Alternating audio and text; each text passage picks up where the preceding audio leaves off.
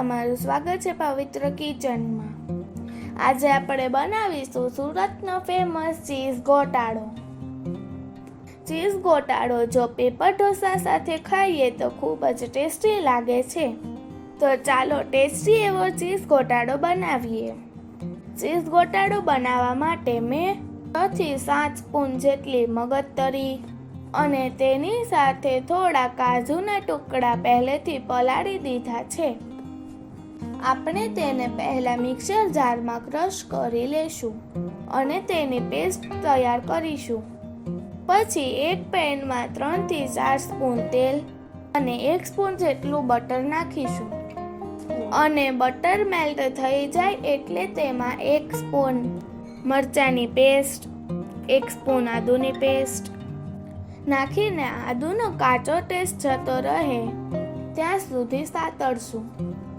મેં અહીં 1 કપ જેટલા બારીક કટ કરેલા કેપ્સિકમ લીધા છે, તે નાખીને 1-8 મિનિટ સાતળી લેશું।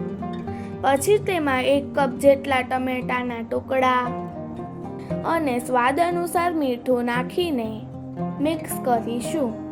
ટમેટા અને કેપ્સિકમ બરાબર કૂક થઈ જાય એટલે તેમાં ઝીણી સમારેલી પાલક નાખીને 2 થી 3 મિનિટ સાતળશું।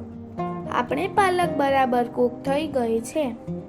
હવે જે કાજુ અને મગજતરીની પેસ્ટ બનાવી હતી તે નાખીને મિક્સર જારમાં અડધો કપ ગરમ પાણી નાખીને તે પાણી ઉમેરીશું અને બધું બરાબર મિક્સ કરીને થોડી વાર કૂક થવા દેશું।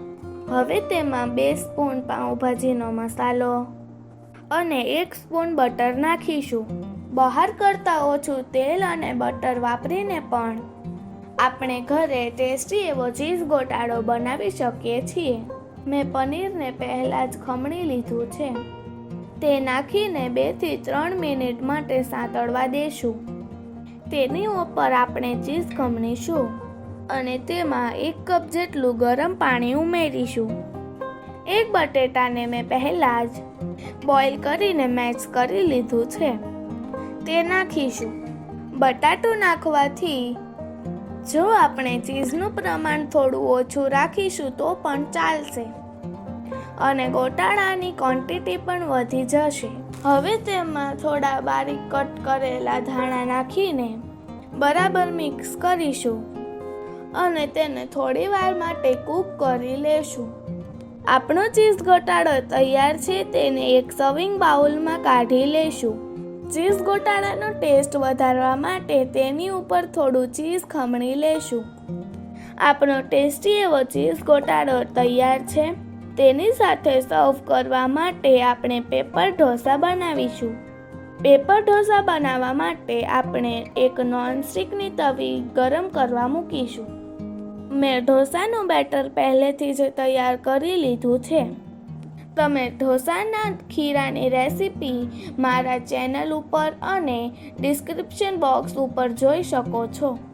આપણે ઢોસાની તવી ગરમ થઈ ગઈ છે, તેમાં 1 ચમચા જેટલું બેટર નાખીને વાટકીની મદદથી આ રીતે પેપર બનાવીશું। પછી આપણે પેપર ઉપર 1 સ્પૂન બટર નાખીને સ્પ્રેડ કરીશું અને થોડું ચીઝ ખમણી લેશું। પછી આપણે પેપરનો રોલ વાળી લેશું। આપણો ગરમા ગરમ ચીઝ ગોટાળો અને ચીઝી પેપર ઢોસા તૈયાર છે।